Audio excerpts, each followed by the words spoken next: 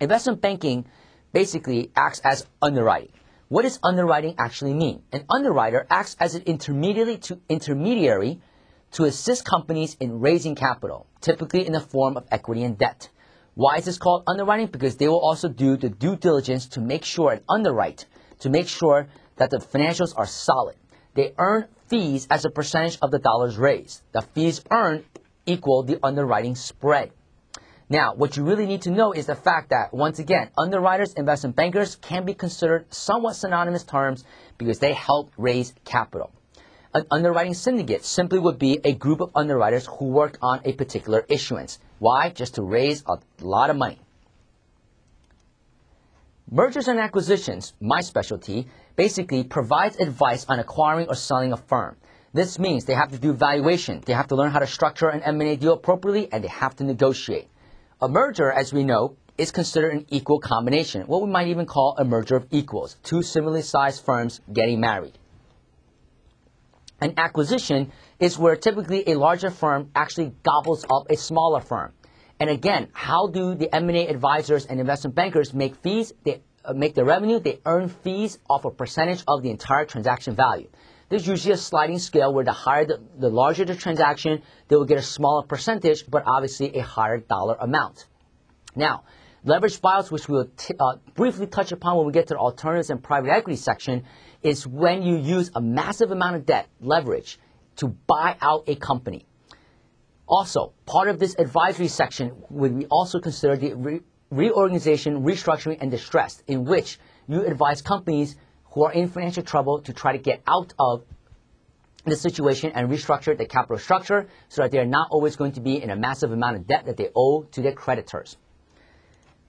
Does size matter? Bulge bracket investment banks. Excellent question. Does size matter? The answer is maybe. Bulge bracket investment banks. The technical definition of bulge bracket investment banks is considered traditionally the largest firms in an underwriting syndicate. That's why it's called the bulge bracket. Bulge for big, and in that little bracket in which the largest firms participating in that particular underwriting syndicate to help issue the equity or the debt. However, the now common layman definition in common language is that bulge bracket simply means the largest and most distinguished and preeminent firms on Wall Street. Within the bulge brackets, there are also several tiers. Tier 1 might be considered the largest firms. Your Goldman Sachs, Morgan Stanley, JP Morgan, Credit Suisse, for instance, Deutsche Bank. The Tier 2 firms would be considered slightly smaller firms, but still very sizable, but perhaps just doesn't have the breadth and scope that the Tier 1's ultra-large firms have. So whenever you hear the term bulge bracket investment bank, that typically refers to the largest, most prestigious firms out there. And again, within there, there are also several different tiers. Boutique investment banks are not a high-end clothing store. Not a high-end clothing store. What are they? They typically are small, very specialized investment banks focused on a particular industry sector or niche. Many times firms do not like to be considered boutique. They like to say they are full service still. But at the end of the day, like it or not, the layman definition of boutique simply means that you have a very specific industry-focused industry sector or niche. Typically speaking, because they are a smaller firm, they do not have the large institutional relationships. In other words, they do not have the distribution force to push and sell equity and debt. Therefore, these boutiques typically end up being traditional mergers and acquisitions advisory firms only. Also because they do not, traditionally anyway, have access to a lot of capital.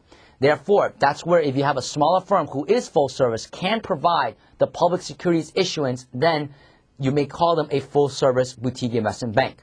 Now, another common term here that people generally are wondering what exactly does this mean is the middle market. The middle market simply means the market in the middle. Well, now that's kind of funny, and it doesn't really tell us too much, but actually that is pretty accurate. These are the small, mid-sized firms, typically defined anywhere between $1 to $100 or plus million of revenue, or anywhere between 10 plus to about $500 million of value.